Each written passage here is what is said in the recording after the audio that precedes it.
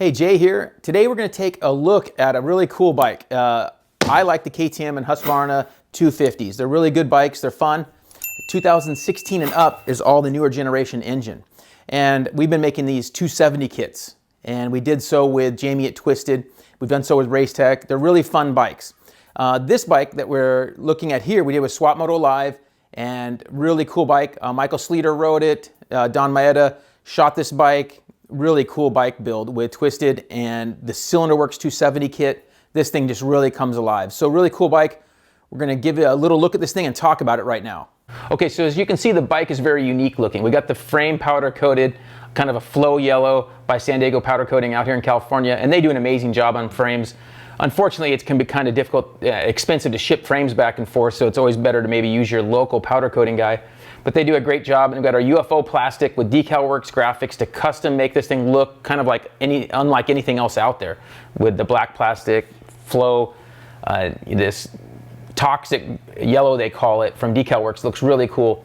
So this engine, we started with, this is a 2018 bike, which is the engine's the same from 16 to 20. Kind of same engine in this thing. The 270 kit from Cylinder Works works amazing with Twisted's modifications. They actually modify the head for the bigger, they open up the chamber to match the larger bore of the cylinder.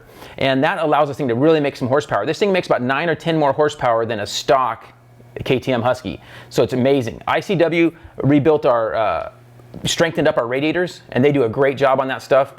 And of course the engine's matched up to an FMF pipe. You got the FMF pipe and silencer with the entire engine package. Now the engine's kind of, you know, the kit's not very expensive, the big bore kit, but once you map it, add a Vortex from Jamie, it can be pretty expensive, but this is the ultimate vet cheater guy's bike. You know, a guy that's racing Supercross that wants to have a good practice bike, or even maybe cheat a little bit. He's got himself a full-on race motor for half the money of building a full-on legal bike.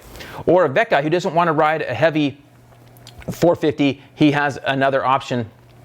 And as you can see, Michael Sleater, who's an ex-pro and is still very fast in his own right today, he's a good vet pro now, and he's very capable. He was doing all the jumps and clearing stuff that he didn't think he could maybe even do on this, but on a 250, he was clearing all these jumps at Milestone with ease, and he just thought this thing was amazing. So we had a good time shooting it with him, and he really enjoyed it.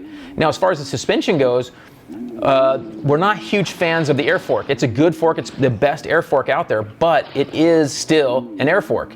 It's not as, you know, plush feeling as dual spring forks for me, especially on slap down landings. So I really like this. Technical Touch makes a KYB conversion kit for this thing, and Factory Connection put that together, and this suspension came out so good.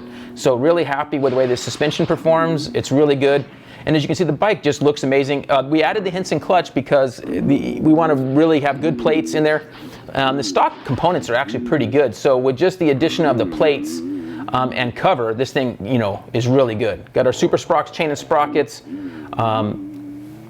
Got our Dunlop MX-33 tires, which are kind of the standard right now. And we did run some VP U4, and actually we also run the T4 as well. We are kind of back and forth between those two fuels.